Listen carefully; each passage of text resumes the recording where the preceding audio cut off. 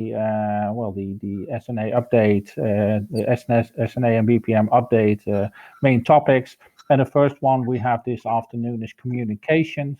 And for that session, Sanjeev Madhavan will be the chair of this session. Oh, well, Sanjeev, I think, is well known to everybody, of course, from ONS, but also chair, the task team on communication.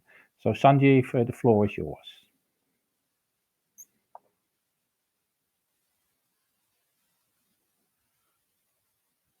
We can't hear you, Sanjeev.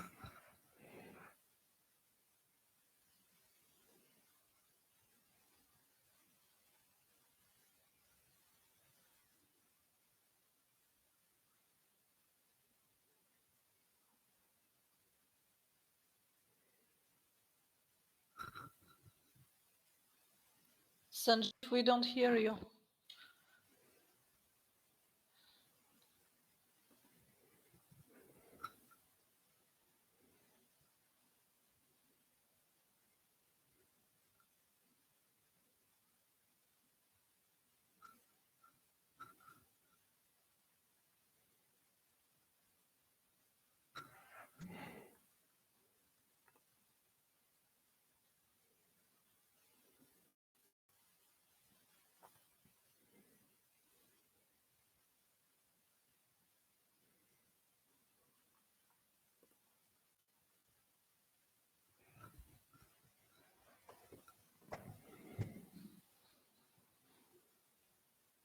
Sanjeev, could you try again?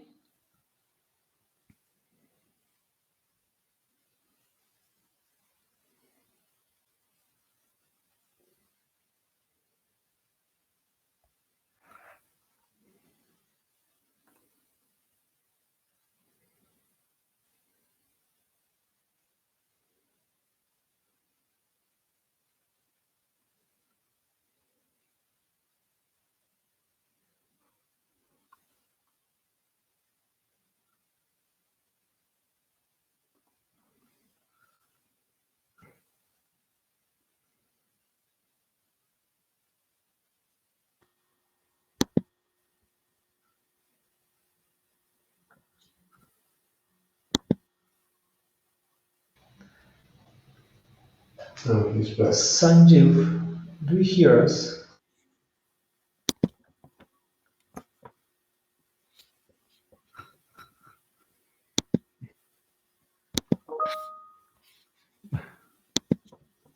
Sanjeev, it looks like we hear you. Just you can switch on your. Yes, sure. We can hear you.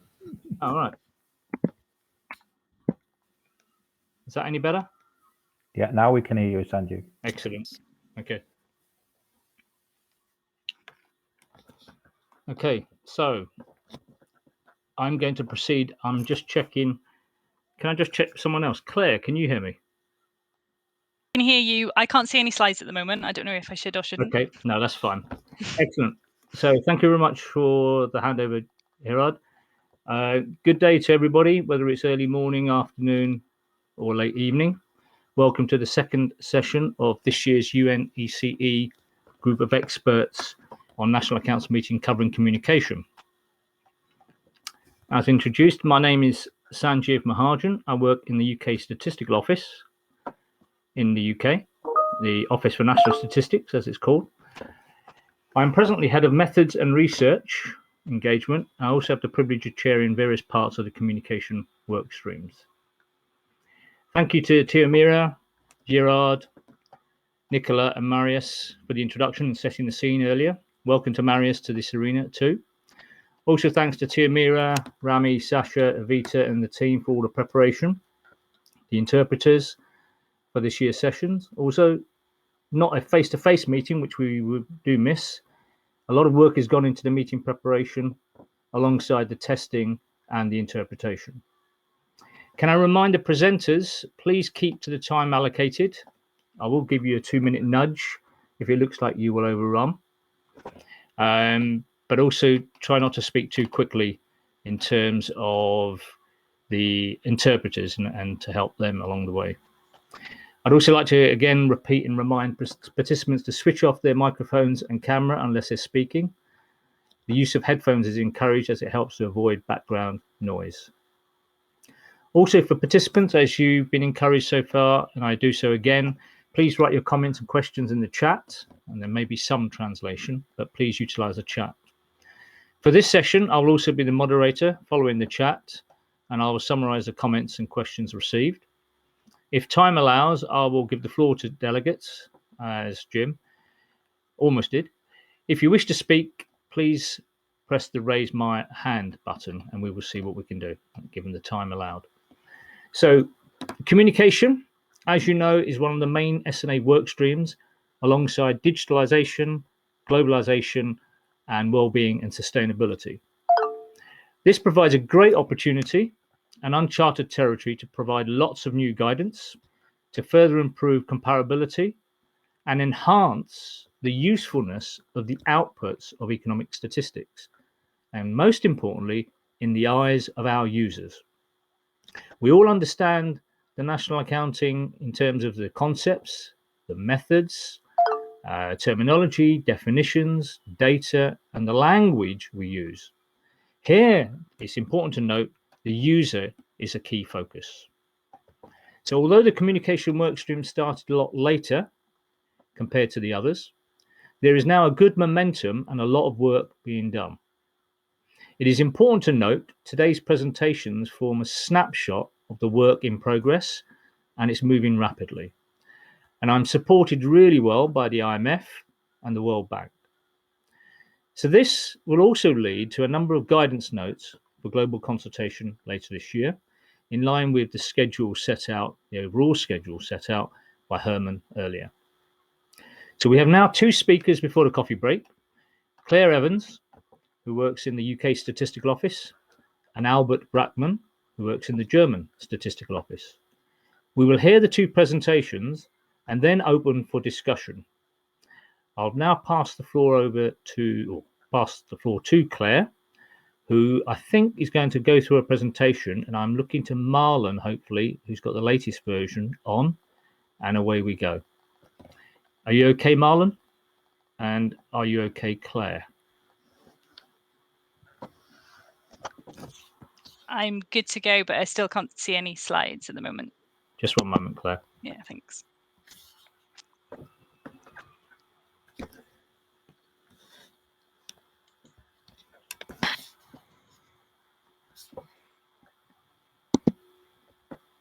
Almost there.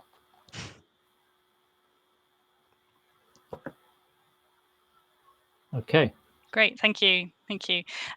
So yeah, as Sanjeev mentioned, I work in the UK Statistical Office, and I head up the team that's responsible for the production of the annual national accounts. And I've been involved in the taxonomy work stream with colleagues across the globe. So if we move on to the first slide, please. Okay, this is just a brief outline of what we're going to cover today. So I'm going to run through the objectives and some of the underlying building blocks feeding into this particular work stream. And then I'm going to run through each of the themes that we've looked at and our initial proposals, which are continuing to evolve and hopefully will be shaped from some further discussion today. The standard line, though, at the moment is that we suggest to adopt a common approach when communicating products and releases, and the presentation will suggest initial conventions for doing that. So we can have the next slide, please. So the objective of the workstream was to develop a taxonomy, or in plain English, a classification system or set of conventions to communicate macroeconomic accounts releases, products and product updates. And these are the three main areas we looked at in terms of releases or vintages of data, updates and revisions, and macroeconomic products. There's a brief definition on the slide as to what each of those actually refer to in practice, but I'll focus more on those as we move through each of the sections. The next slide. Thank you. Just to note ahead of the main sort of presentation, whilst it's not exactly explicit today, current practice and the proposals that we make are influenced by work already developed in this area by several agencies. And some of the key building blocks to note are the generic statistical business process model, existing guidelines, particularly around the implementation of SNA, and the IMF data quality assessment framework. But moving on to the main bulk of the work that we've been looking at, if we start with economic vintages, please. And the next slide. If we start with a definition, and vintage of statistics is a statistic or set of statistics for a given reference period that has been released for use at a particular point in time, so the release period. And a new vintage of data is established when that same set of data for the same reference period or set of the reference period is released for use at a different point in time. The most widely recognised vintage that I think we would recognise here is GDP. So to take an example, GDP will be published and republished for the same reference period at different release periods, and each of these then would be regarded as a different vintage. Now, there's a lot of terminology we could associate with those releases, but for now, that's exactly what we're trying to avoid.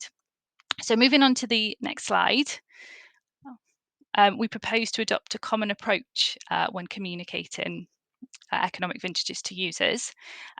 More specifically suggest that these vintages could include information about the substance of the vintage. So for example, whether it's a regular, benchmark or comprehensive update, the timeliness of the release, the periodicity of the series and the reference period.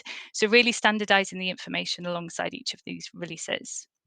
If we move on to the next slide, there's a brief explanation here of what we might mean between different substances or types of vintage. So we recommend distinguishing 3 types. Those resulting from a regular update, so incorporating more complete but not yet final source data, improved models and methods into the compilation process. Benchmark update, which would incorporate any benchmark estimates into any given set of macroeconomic statistics or accounts. And a comprehensive update, so that would be a special case of any benchmark updates where the macroeconomic statistic not only incorporates the final vintage of source data, but also any new or updated concepts, accounting treatments, classifications, or substantially improved methods. On the next slide, we have a sort of example to explain what this might look like in practice. So say an agency incorporates the conceptual and methodological updates resulting from the release of the 2025 SNA in 2026. The agency would release those data during a regular release cycle, and the benchmark estimates would be established for 2023 and the data revised back to 2020. So those vintages would be communicated as a regular annual national accounts release for the reference period 2025 and a comprehensive annual national accounts release for the period 2023. And there's a table breakdown there that just refers to the fields of information that we've proposed. Moving on to the next section. We also looked at updates and revisions. And if you move on to the next slide, these really are any significant updates that agencies might make to their historical series. When these updates occur, agencies often communicate information about their update in the associated release, and more often than not in supporting publications in advance of the main release. But beyond international guidance stating that countries should report on the size or the impact of the change, there's actually very little uniform guidance provided to countries as to how they should decompose, present and communicate that information to users. So if we move on to the next slide, what we've proposed in this space is that for these kind of substantial updates, agencies could include standardized information that breaks down the update according to concepts, methods, accounting rules, source data, and accounts. So hopefully they're kind of self-explanatory, but just to kind of run through them. A conceptual update might be something to do with a new or expanded concept, such as developing estimates for illegal activity. A methodological update, where an agency introduces a new or updated method or model, such as moving from fixed weighted estimates to chain-linked volume estimates. An accounting update, which might be the implementation of new or updated accounting rules, such as moving from book values to market values. Any kind of presentational updates, such as the implementation of new classifications, and also source data updates, which would be updates due to the implementation of any survey updates, economic survey updates, or population census. If you move on to the next slide, please. So to exemplify this one, if we consider the case of a country that update to its benchmark estimates of GDP. Decomposing that update according to a consistent framework would provide important information to users regarding the rationale for the update and the overall quality of the new estimates. So for example, that 10 billion update could be made up of a $5 billion revision due to a conceptual update for incorporating FISM. $1 billion revision could be as a result of an accounting update, such as recording consumption of fit capital at current replacement cost. There may be a methods update, because the agency has included a new method to calculate imputed rentum and a source data update that incorporates new estimates from an updated survey, for example. And in this example, is also noted here that presentational changes might be made, but they didn't result in any revisions. So again, just a sort of standardized approach for presenting those different categories of updates. Okay, if you'd like to move on to the next section, please. Okay, the final area we looked at in this workstream were economic products, and as I've mentioned earlier, there is some overlap here to the themes in terms of kind of the collective terminologies, and some proposals are made here. So if we move into the next slide, the background to this section is really recognising that the pace of economic and technological change has increased in recent decades, and it continues to evolve. And we've particularly seen this around the COVID pandemic as well. As a result of these changes, users are requesting statistics for an increasingly broad range of products. So essentially, users are wanting more from statistical agencies. And on top of wanting more, they also want estimates more often. So increasingly, users are less willing to wait the 2-3 year development time normally associated with official statistics. So to be timely and responsive to user needs, agencies are increasingly adopting the strategy of producing and releasing estimates in a much shorter time frame that haven't maybe been subjected to the same rigor and scrutiny as official statistics.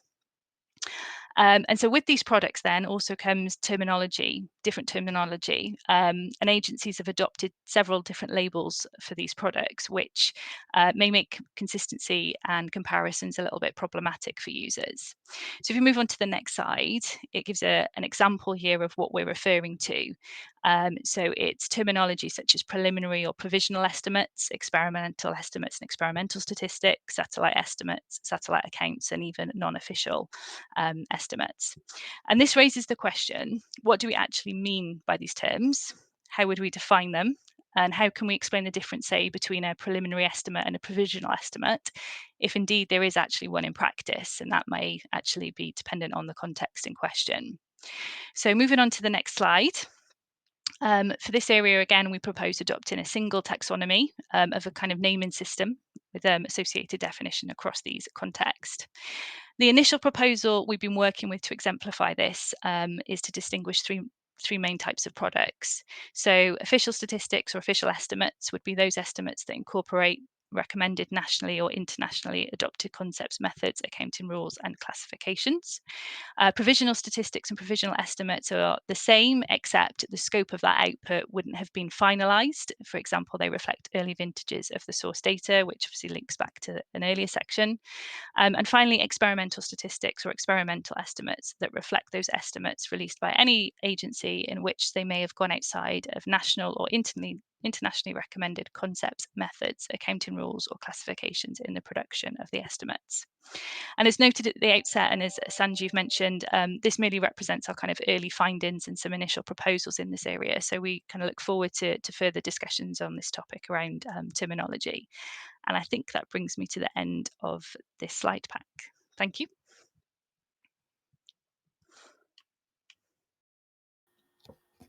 Thank you very much, Claire. And swiftly moving on now to Albert, if you can share your screen, and obviously if you can share your presentation. And whilst Albert is doing that, I'll encourage people to consider questions based on Claire's presentation so far for comments and questions in the chat. At the same time, there's a lot there, so this is a good opportunity for you to contribute your thoughts. Over to you, Albert. Okay, I hope that I can be heard. Welcome to everybody to the... I can hear you, but I can't see your presentation. I can see my presentation. That's strange. Let's try again.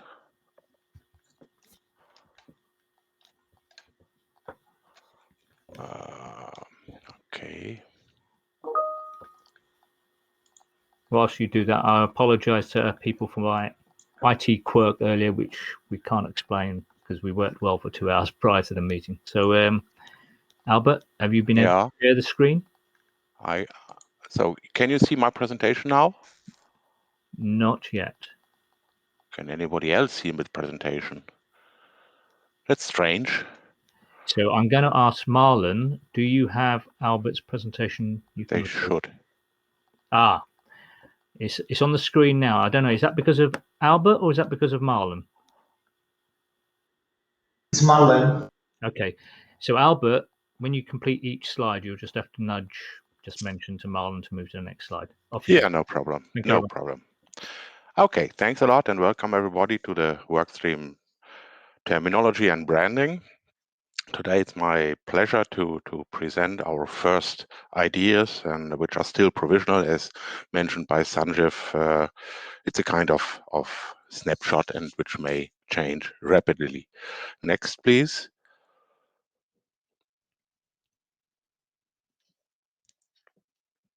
Okay. So the outline is as follows: a quick look at motivation and objective, and then the first focus will be on harmonizing the standards, and the second focus will be on branding, as mentioned already, as alluded by the title of the presentation.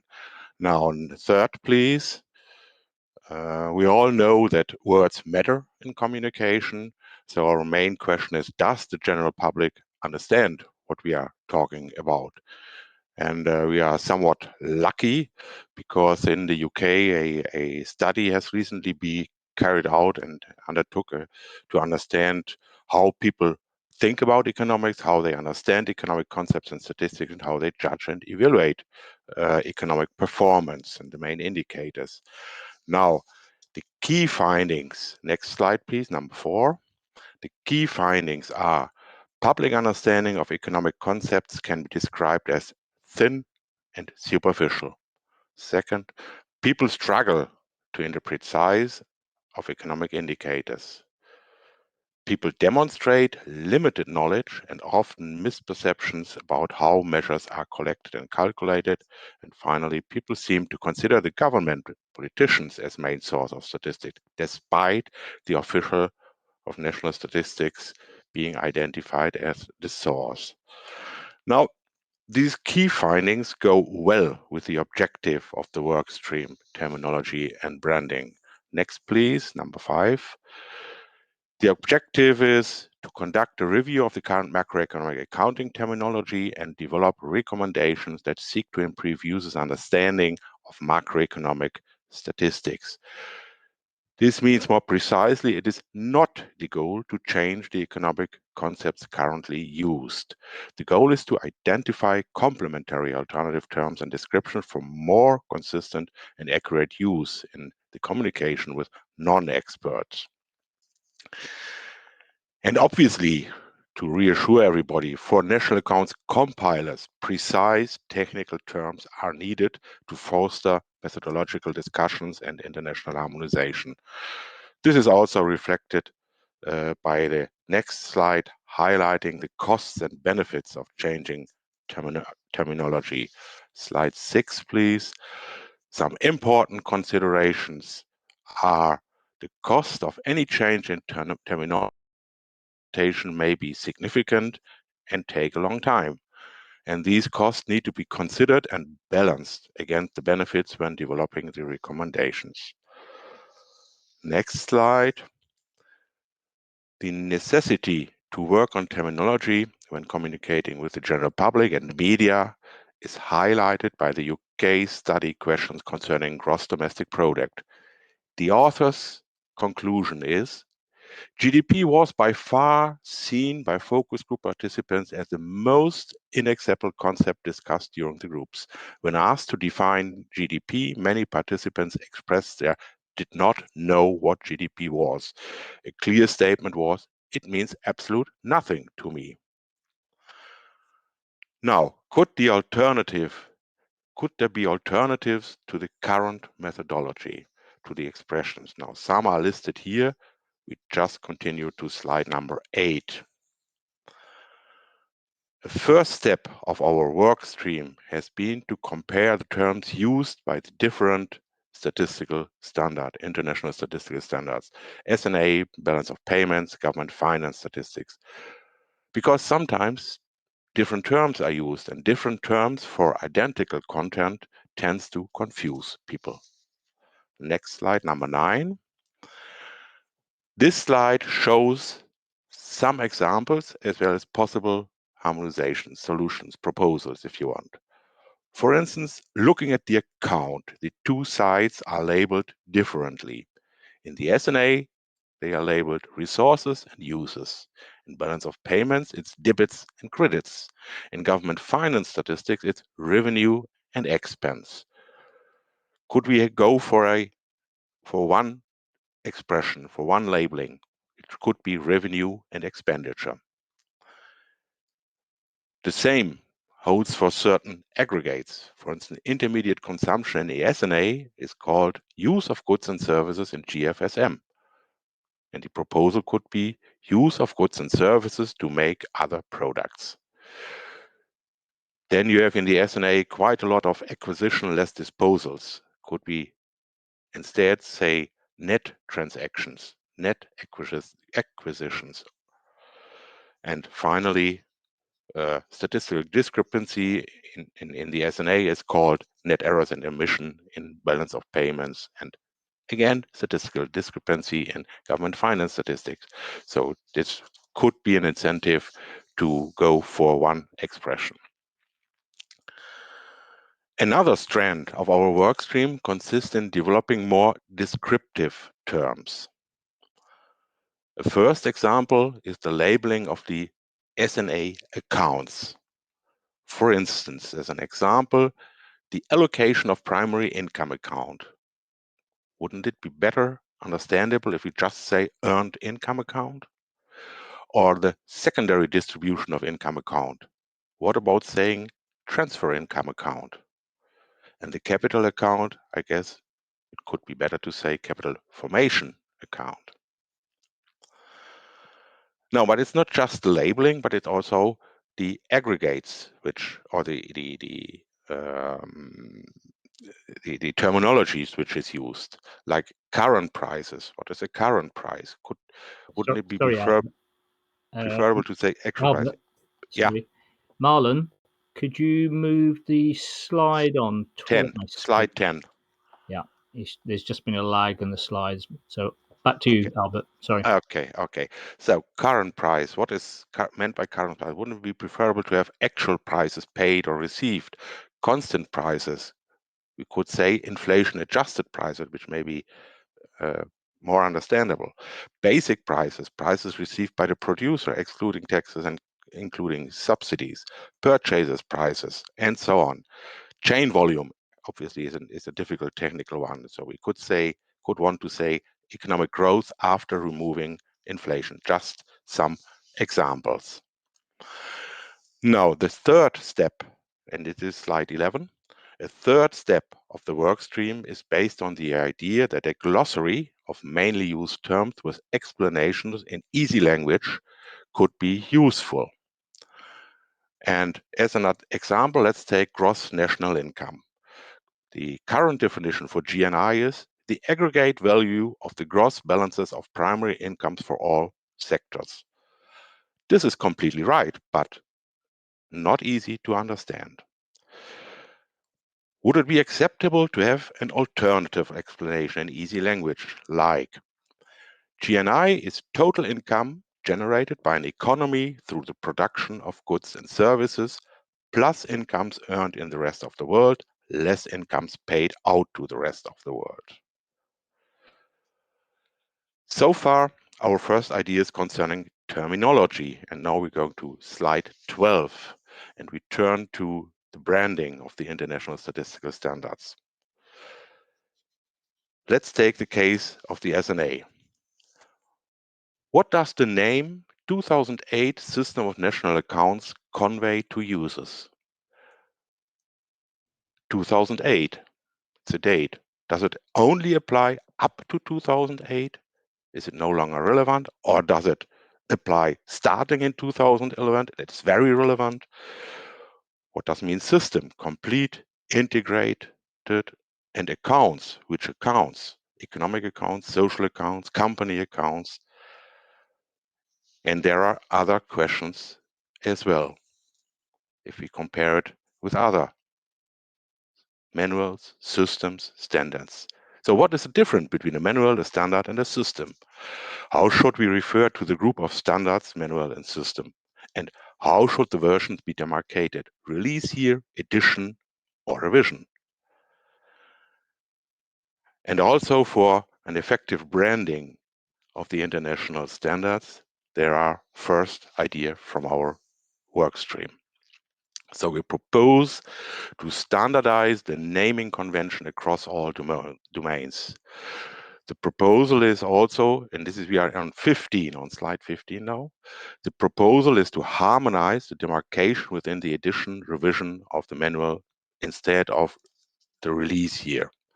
So this would mean National Accounts Statistics Manual XXX edition, Balance of Payments on International Investment Position XXX edition, Government Finance Statistics Manual XXX edition revision. And altogether, we'd like to brand the group of standard as International Statistical Standards. It will be interesting to hear whether you like it. Finally, we put together some important questions. How far should we push this? How much rebranding clarification should we aim for? Are there specific terms you would really want to make easier for users to understand? Do you agree with the proposed standardized branding of the manuals and the group of standards? Do you have any other ideas to help this initiative? Thanks a lot for your attention. Looking forward to your questions. Thank you very much for that, Albert. I know that it's always tricky when you don't always have the access to the screen in the same way. And thank you, Marlon, for proceeding with the slides. And also thank you to Claire. So before I pursue what's in the chat, etc., I just wanted to summarize some key points to note. As I said earlier, that this work stream started later and there's a lot of work going on now. There's a lot of progress. There is definitely a lot of work balanced in terms of improving comparability, but there's also that balance between increasing the interpretation for the users. And this recent report that's part of Albert's presentation we mentioned, whereby the Economic Statistics Centre of Excellence in the UK undertook a lot of work commissioned by the ONS, have illustrated that users out there don't understand many of the basic things. Do they understand the G, the D, and the P in one of our most highest profile aggregates from economic statistics outputs? And the answer is not necessarily yes. So we do have to stand back, and we are not changing the concepts. It's very important to note that. We're now looking to better bridge from the producer community to the user community, the understanding. So there's various strands that both Claire and Albert have covered, which we're not saying they're recommendations at this stage, they're evolving. So it's very important to get your early thoughts. But it is important that the National Accounts community embraces this challenge. It's a great opportunity to make national accounts, economic statistics, much more acceptable and understandable by a community beyond just ourselves. If you notice in one or two of the proposals so far, we're trying to use what I call simple English, effective English, that conveys the technical issues. It may not be 100% in line with the definition, but that's not the objective. We're moving slightly away from that. But also we have to think about how will that English be converted into another language so it doesn't create another meaning. So the translation is also very important. So I'm going to draw a line there to take on comments. I can see some people already got into the chat, which is great. I'm going to start with Jorrit. We've got the time, so I'll hand over the floor to Jorrit if you want to quickly ask your question. Jorrit, well, if you can unmute yourself.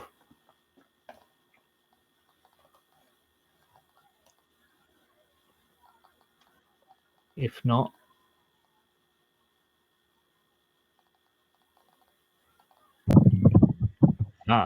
here we go.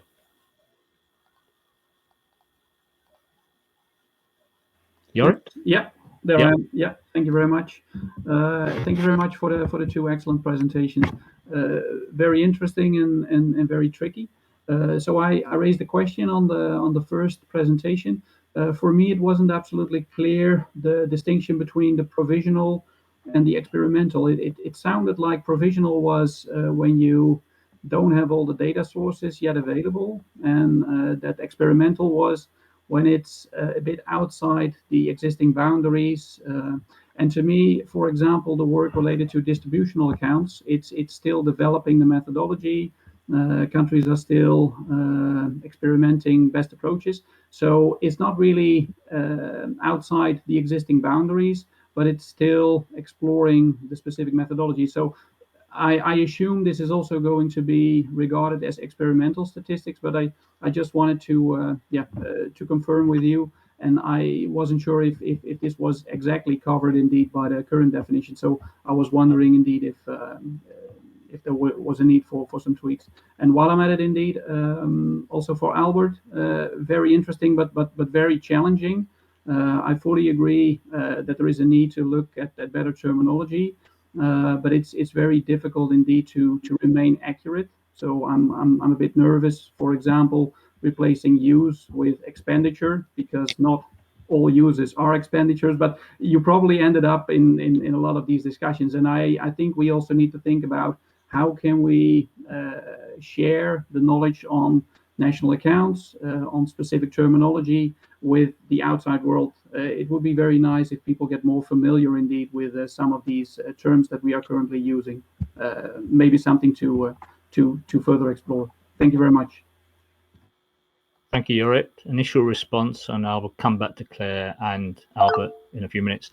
Your soundings and thought processes are right, and you're also demonstrating the challenge that we have as national accountants.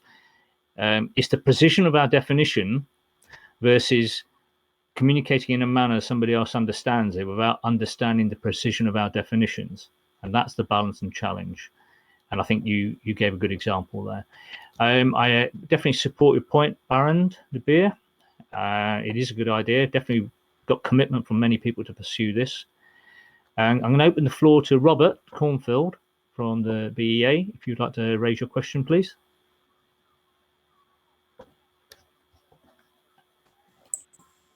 Are you able to unmute yourself, Robert? Yeah. Thank you. I don't know if I have yet. I think it's terrific work, and I'm not sure I'm being heard here, but I think it's terrific work. I hope it continues. Just the comment I always throw is maybe people relate to, not because of the vocabulary, but because of distributional. Growing in their lives. And so if you want to connect with a broader audience, maybe more distributional statistics is part of the answer. That was my only comment. Thanks, Robert. I'm going to ask Stanimira. Hi, Stanimira. Can you raise your green hand on the left-hand side? That eases our unmuting process. Thank you. Stanimira?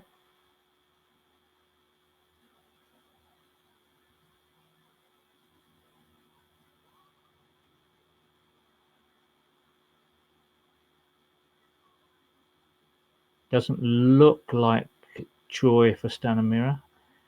So Stanimira's point is similar to Jorrit's in a sense between the delineation of the various estimates. They don't appear to be clear, but what we'll consider is what we can do to improve it. Because what is official estimates, what's are experimental estimates, etc. So we'll come back to that. Catherine. Hi, Catherine. Do you want to raise your green hand so we can unmute you?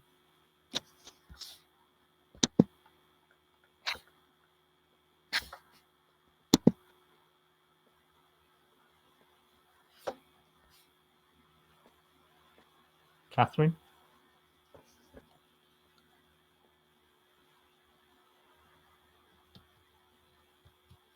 So we're not getting any joy with Catherine either. So Catherine's point is aligned similar to Jorrit in terms of distributional analysis and aspects. And obviously distributional analysis is really important, especially post-COVID, and the discussion on poverty, the upper strand, the lower strand, in terms of the quintiles, etc. So it's a good point raised by Catherine. So I'm now going to, I don't see anything else. I'm going to come back to, John. Yeah, so it's a good point in terms of the reference to the survey. So the survey was very briefly undertaken through a questionnaire and as well electronic questionnaire and also focus groups. The summary is in Albert's presentation, but we are going to do a follow-up as well. So as long as we've got a lot of key messages from the first one, and then we'll see what happens as it evolves, because I think COVID has actually increased the branding of official statistics and the awareness of statistical offices in the UK and across the world. Statistics relating to COVID and economic as well as COVID specific statistics have become very popular. So in a sense, this is very important in terms of how we take forward. So we are doing a follow-up on that survey. So the word successful is a relative subjective theme. So far, the messages that we've got are very powerful messages we should take on board. So I'm going to hand back to Claire for 2-3 minutes and then on to Albert for 2-3 minutes in terms of your responses. I'm sorry for intervening. I see Israel Arkady is asking for the floor. Okay. I can't read. I don't read Russian, so that's really, really helpful. Thanks, Mira. Yes, so Arkady, can you raise your green hand and off you go?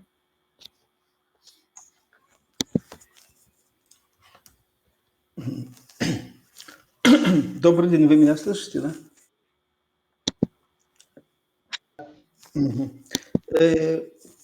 Первым делом хотелось бы сказать, что презентация очень интересная, важная и заслуживает большого внимания. По первой презентации у меня есть такое предложение. Когда мы говорим, например, о первоначальных оценках, было бы неплохо определить, о чем идет речь.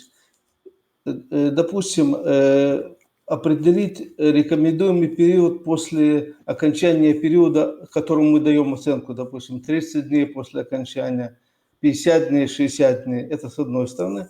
С другой стороны, возможно, мы должны дать и первоначальную, когда мы даем первоначальную оценку, мы должны определить объем данных, которые доступны для разработки этой оценки. И поэтому желательно, как говорится, когда мы говорим и даем определение первоначальная оценка или предварительная оценка, дать более четкие определения на этот счет. Второе, что хотелось бы сказать, когда мы говорим о первоначальной оценке валового внутреннего продукта, хотелось бы, чтобы речь шла не только о валовом внутреннем продукте, но чтобы было указано, какой минимальный перечень составляющих валового внутреннего продукта страна должна опубликовать. Это поможет нам в международных сравнениях для оценки ревизии, и, в принципе, это понятно. Это первое. По поводу второй презентации, насчет терминологии, первым делом, что мне хотелось сказать, тот факт, что часть пользователей не понимает, что такое валовый внутренний продукт, это вовсе не означает, что мы должны поменять это. Первым делом мы должны, конечно, с пользователями объяснять им наши термины. Возможно, нужно дать более простые пояснения к нашим терминам, но не бежать и менять эти термины. И второе, что если мы пытаемся разработать к нашим основным терминам параллельную систему терминов, это не обязательно приведет к лучшему пониманию со стороны пользователя, но может навредить нам, составителям. Мы перестанем понимать друг друга. Вот это я хотел отметить. Спасибо за внимание. Thank you very much, Arkady. That's an excellent way of illustrating that we do need to be careful, but at the same time, we need to push the boundary and then achieve a nice balance. And the communication with the user is key. Mira has mentioned about standardizing revisions, which is a very good point. And Richard's talked about the clarification and interpretation of the words like experimental and official statistic. They can have different meanings. I'm just going to pick up on Pinar, essentially thanking the results and then hearing the results of age groups and not just gender. Yeah, that's in the report and we can cover that. Now, the reason why I'm drawing a line, I'd like to give Claire and Albert 2-3 minutes each to respond on any of the particular issues or any other thoughts they have. So firstly, Claire. Thanks, Sanjeev.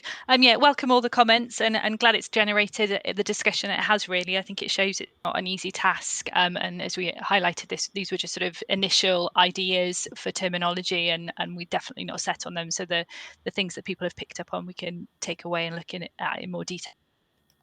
But I think it does ask, we can ask the question, what do we actually mean by these? And I think the fact that even we're asking these questions is problematic. If we don't really understand clearly, then what chance have our users got? Thank you, Claire. Albert, please. Yeah, thanks. Thanks a lot for the comments. Very welcome. And you have seen the question at the end of the presentation. So if you want to make your contributions, very much welcome. In general terms, I guess we have different user groups. I mentioned two, one, the general public media, and on the other hand, the compilers. But even in the user group compilers, you have new starters, you just started, and you have experienced guys like Sanjeev and others, which know all these terms very well and their meaning. I guess this is somewhat interacting if we try to develop an easy language. But the main point is simple language, but the concept has to be made clear.